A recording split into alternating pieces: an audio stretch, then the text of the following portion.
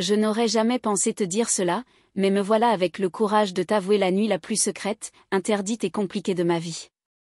Ce jour-là, le jour où tout a changé, je pensais que c'était juste pour ne pas passer mon 64e anniversaire seul. Mais il y avait tellement plus derrière le désir d'Édouard de ne pas me laisser seule, l'attraction entre nous, ses sentiments interdits, et tout ce que nous avions réprimé pendant des années ne pouvait jamais vraiment être ignoré.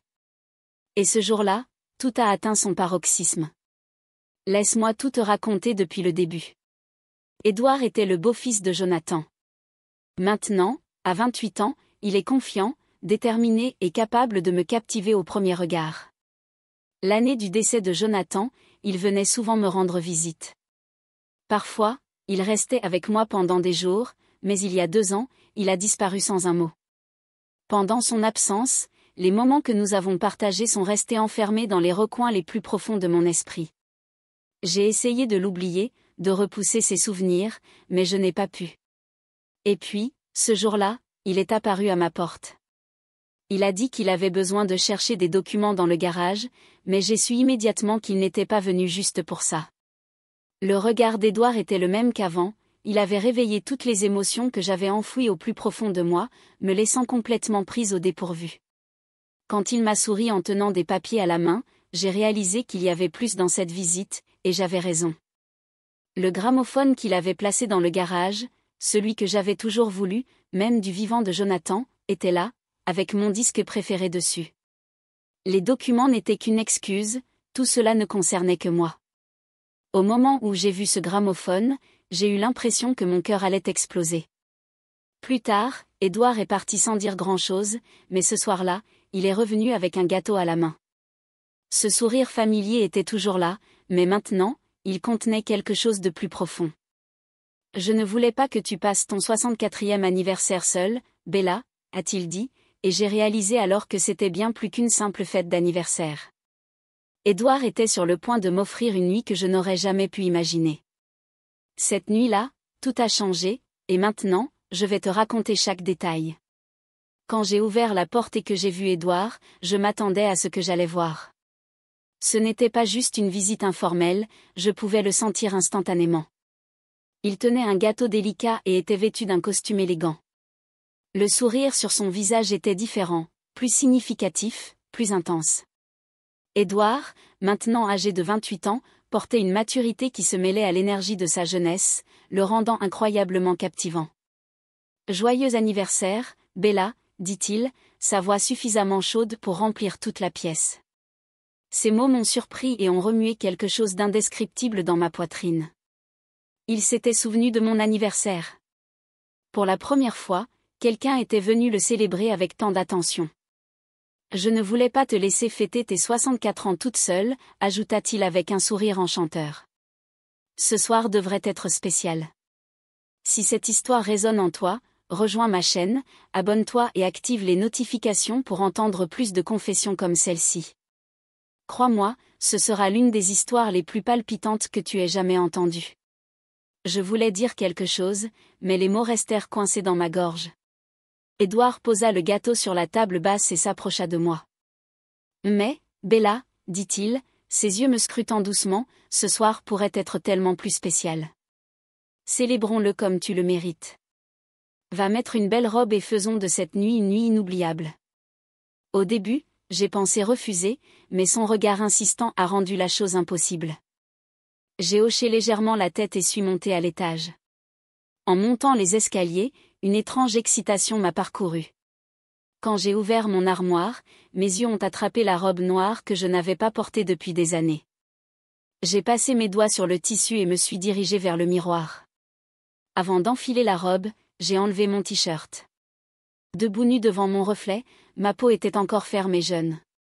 J'ai tracé ma taille avec mes mains, je me suis légèrement penchée en avant et j'ai étudié mes épaules. Je suis vraiment captivante, me suis-je murmuré. J'avais 64 ans, mais il me semblait que j'avais défié le passage du temps. En me souriant, j'ai enfilé la robe, me sentant vraiment spéciale à ce moment-là. Alors que je descendais les escaliers, une mélodie familière flottait du salon jusqu'à mes oreilles. C'était ma chanson préférée.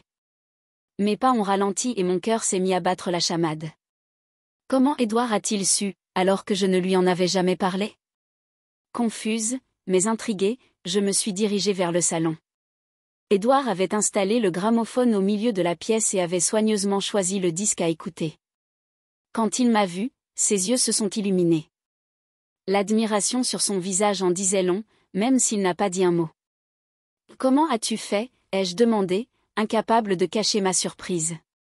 Édouard sourit doucement, son regard inébranlable. « Je t'écoutais, Bella, dit-il. Tu pensais probablement être celle qui m'écoutait toujours, mais en vérité, je t'écoutais. Chaque détail que tu mentionnais, chaque passion que tu partageais, je m'en souvenais. » Tous ces mots me remplirent de chaleur. Cela faisait si longtemps que je ne m'étais pas senti vraiment vue, vraiment entendue. Édouard s'approcha, tendant sa main vers moi. « Que ce soir soit entièrement pour toi, Bella. Je suis là pour te faire sentir spéciale. » Tandis que la mélodie remplissait la pièce, je ne pouvais nier la profondeur et la détermination que je voyais dans ses yeux. Nous nous sommes assis et avons commencé à parler, mais ce n'était pas une conversation ordinaire. Elle était imprégnée de tous les sentiments et émotions que nous avions réprimés pendant si longtemps. Le fossé entre nous se renforçait à chaque seconde qui passait. La voix d'Édouard traversa l'air, profonde et pleine d'émotion. « Sais-tu pourquoi je ne suis pas revenue avant, Bella ?» Sa question me prit au dépourvu, et mes yeux se fixèrent sur son regard émeraude, essayant de déchiffrer où cela allait. Il marqua une pause un instant, comme s'il choisissait soigneusement ses mots. « J'ai toujours été ivre de toi, » admit-il finalement, sa voix douce, mais suffisamment puissante pour remplir la pièce. « J'ai vu le désir, la passion, l'excitation en toi. Je l'ai toujours vu. Mais ce que je ressentais me faisait peur, Bella. Je savais que je ne pouvais pas supporter d'être près de toi. Mon corps voulait courir vers toi, mais mon esprit me disait sans cesse que c'était mal. » Ces mots ont envoyé une vague de chaleur à travers moi, mais aussi un tourbillon de confusion. Mon cœur a commencé à battre la chamade, mais je savais que je devais rester calme. Prenant une inspiration régulière, je l'ai regardé. « Édouard, tu ne devrais pas dire ça, » ai-je répondu. Le tremblement dans ma voix trahissait mes émotions. « Je sais que je ne devrais pas, » dit-il en baissant légèrement la tête, mais il leva les yeux pour croiser les miens à nouveau. L'intensité de son regard m'a ancré sur place. « Mais je ne peux plus me retenir, Bella. Depuis 2 ans, je n'arrête pas de te penser. Tes yeux, ton sourire, tout en toi me hante partout où j'allais. Je t'ai vu, mon cœur ne me laissait pas oublier. » L'honnêteté de sa confession m'a surpris et profondément excité. Mes mains étaient fermement serrées sur mes genoux, et j'ai réalisé qu'elles tremblaient. « Édouard, ce n'est pas bien, » ai-je dit, mais je ne pouvais pas nier l'attraction magnétique que je ressentais pour lui. Le lien entre nous n'est pas juste. Édouard se pencha légèrement plus près, pliant ses genoux là où il était assis, s'inclinant vers moi. Ses yeux étaient remplis d'une profonde détermination. « Qu'elle soit bonne ou mauvaise, je ne peux pas nier ce que je ressens, et toi non plus, Bella. Tes yeux me disent tout. Tu sais que le lien entre nous est réel. » Pendant un instant, je restais silencieuse, parce qu'il avait raison.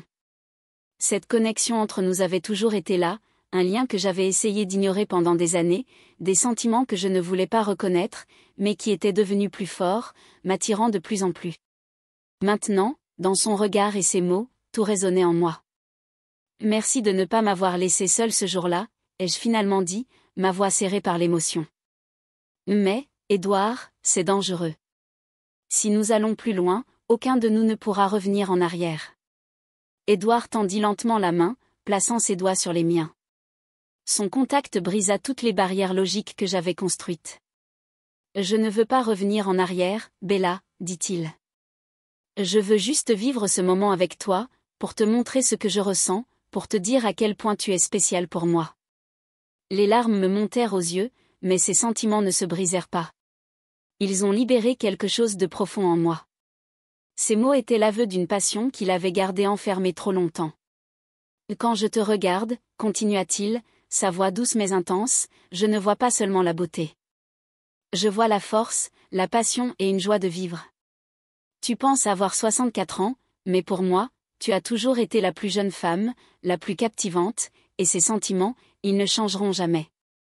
Ces mots ont brisé la dernière de mes résistances. J'ai pris une grande inspiration et je l'ai regardé. Édouard, ai-je dit, ma voix tremblante, mais penchée vers lui.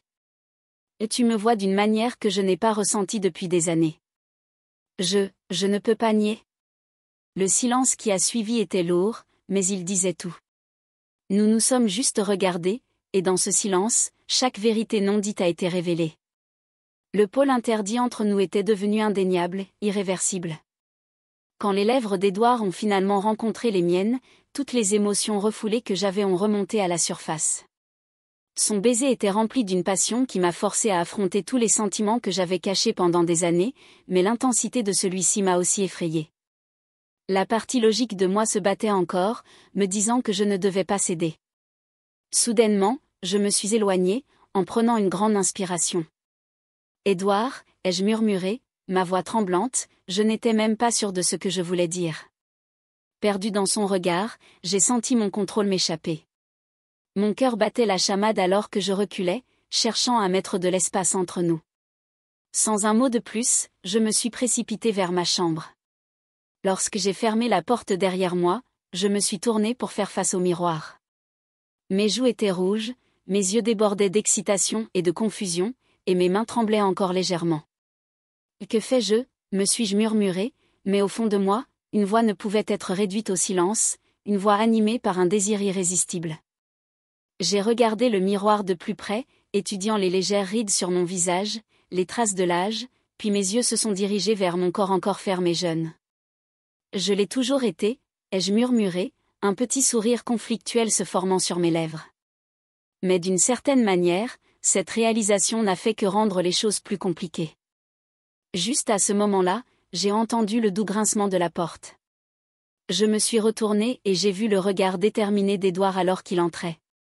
Il ne m'a pas quitté des yeux, en fermant la porte derrière lui et en se rapprochant. « Bella » a-t-il dit d'une voix basse mais résolue, « je ne peux pas te laisser t'enfuir. » Je l'ai regardé, mais je ne pouvais rien dire. Édouard a réduit la distance entre nous et, une fois de plus, ses lèvres se sont pressées contre les miennes. Ce baiser a approfondi tout, m'entraînant plus loin dans un endroit sur lequel je n'avais aucun contrôle. Mes défenses s'effondraient une à une, je ne pouvais plus me retenir. Mes mains se sont posées instinctivement sur ses épaules, Édouard a enroulé ses bras autour de ma taille, me tirant encore plus près. Sa chaleur enveloppait tout mon corps, et ma respiration s'est accélérée. Ses baisers ont glissé de mes lèvres à mon cou, puis ont descendu jusqu'à mes épaules. Mon corps a répondu sans hésitation à chacun de ces contacts, pourtant l'intensité de ce désir interdit me consumait complètement. Je me suis légèrement reculée, non pas pour fuir, mais pour reprendre mon souffle. Lentement, j'ai attrapé les bretelles de ma robe en les faisant glisser de mes épaules. Le tissu est tombé silencieusement au sol, s'accumulant à mes pieds. J'ai jeté un bref coup d'œil à mon reflet dans le miroir et senti une vague de courage monter en moi. « Édouard » ai-je murmuré, ma voix à peine audible, « je m'abandonne à toi. » Ces mots ont allumé quelque chose dans ses yeux, un feu qu'il était impossible d'ignorer. Édouard a commencé à déboutonner sa chemise, ses doigts bougeant rapidement, presque avec impatience. Lorsqu'il a haussé les épaules, révélant son corps athlétique et fort, mon cœur battait encore plus vite. En le regardant faire un pas de plus, chaque partie de moi gravitait vers lui. Édouard a placé ses mains sur ma taille à nouveau, me guidant doucement vers le lit. Quand je me suis allongée, il m'a rejoint, sa présence remplissant chaque espace autour de moi. Ses baisers ont commencé dans mon cou, descendant vers mes épaules, puis explorant plus loin. À chaque contact, il a réveillé des émotions et des passions qui avaient été enfouies au plus profond de moi pendant des années. Ce moment était le début d'une nuit que je n'aurais jamais pu imaginer, et je savais sans aucun doute que rien ne serait plus jamais comme avant. Tout se passait si vite que mon cœur avait l'impression qu'il allait éclater de ma poitrine. J'ai regardé Édouard, incapable de cacher la confusion et la profondeur de mon désir. Je n'aurais jamais pu rêver de ça, ai-je dit essoufflé, mais en ce moment, plus que tout, je veux ça. Je suis tellement excitée et pleine de désir. Édouard a légèrement penché la tête, un sourire doux mais déterminé se répandant sur ses lèvres. « Bella » a-t-il dit, sa voix calme mais si profondément captivante qu'elle me maintenait en place, « nous avons tous les deux toujours voulu cela, mais chaque fois, nous y avons fui. Pas ce soir. Ce soir, nous ne courons pas n'importe où. À ce moment-là, les mots d'Édouard ont brisé la dernière de mes défenses. Je ne me souciais plus de savoir où cette nuit nous mènerait, j'étais prête à me perdre dans l'instant. Quelque chose d'immense surgit en moi, si puissant que cela m'a fait fermer les yeux et attraper le drap d'une main et le bord de la table de chevet de l'autre. L'intensité m'a laissé sans souffle. Mes yeux sont restés fermés pendant 2 ou 3 minutes alors que j'essayais de me concentrer uniquement sur ce que je ressentais. Quand j'ai finalement ouvert les yeux et fixé le plafond, Édouard était penché sur moi, ses cheveux ébouriffés et son front luisant légèrement de sueur. Juste au moment où je pensais que c'était parfait, Édouard a tendu la main et a pressé sa main sur la mienne sur le lit. Tout semblait comme un rêve, si surréaliste et pourtant si vivant. Quand j'ai jeté un coup d'œil vers le miroir et que je nous ai vus tous les deux dans cet état, je n'ai pas pu me retenir plus longtemps. Mes jambes se sont tendues avec une force si écrasante que j'avais l'impression que j'allais m'évanouir. C'était un désir et une passion que je n'avais jamais ressentis auparavant, et j'ai été complètement surprise par mes propres réactions. Et puis il y avait Édouard, si époustouflant, et je pouvais à peine croire qu'il était réel. Ses joues étaient rouges, et il me couvrait de compliments. Ma voix tremblait tandis que je murmurais, « Édouard, tu es vraiment incroyable.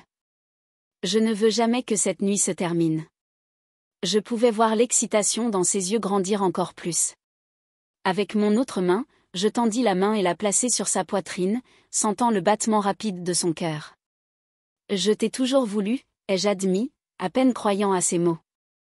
Je n'arrive pas à croire que cela arrive. J'ai refermé les yeux, m'abandonnant à la chaleur qui se répandait en moi. À ce moment précis, une chaleur intense remplissait tout mon être. Édouard, son souffle irrégulier, s'est effondré à côté de moi. Édouard s'est assis avec une expression déterminée sur son visage et a attrapé son téléphone. Se tournant vers moi, il a déverrouillé l'écran avec ses doigts. « Bella, je veux te montrer quelque chose », a-t-il dit en tournant le téléphone vers moi. Mes yeux s'écarquillèrent instantanément. C'était une photo d'un chalet au bord du lac, un petit endroit confortable et paisible, exactement le genre d'endroit dont j'avais toujours rêvé. « Je veux t'emmener ici », a-t-il dit d'une voix à la fois sérieuse et pleine de désir, loin de tout le monde, dans cette maison, juste nous deux. Demain matin, nous irons voir cet endroit, et quand nous y serons, je te demanderai de porter quelque chose que j'ai choisi pour toi. Parce que ce soir, j'ai vu la femme dont j'ai toujours rêvé. Cette femme, c'est toi, Bella. Ça a toujours été toi. Ces mots ont envoyé une tempête à travers moi, et mon cœur a commencé à s'emballer. Je l'ai regardé, complètement sans voix. Ce n'était pas juste une histoire d'un soir, c'était une porte vers quelque chose de bien plus, et même si je ne savais pas ce qui nous attendait au-delà de cette porte, pour la première fois, je n'avais pas peur parce que je ne la franchissais pas seule. Il y a plus à venir, et ce n'est que le début. Si tu es arrivé jusqu'ici, je sais que cette histoire t'a profondément touché. Il y a tellement plus à partager, et tu ne voudras pas manquer un seul détail. N'oublie pas d'appuyer sur le bouton « Suivre », d'activer les notifications et de laisser un commentaire sur cette histoire. J'ai hâte d'entendre tes pensées, alors parlons-en dans les commentaires. Ton soutien signifie le monde pour moi.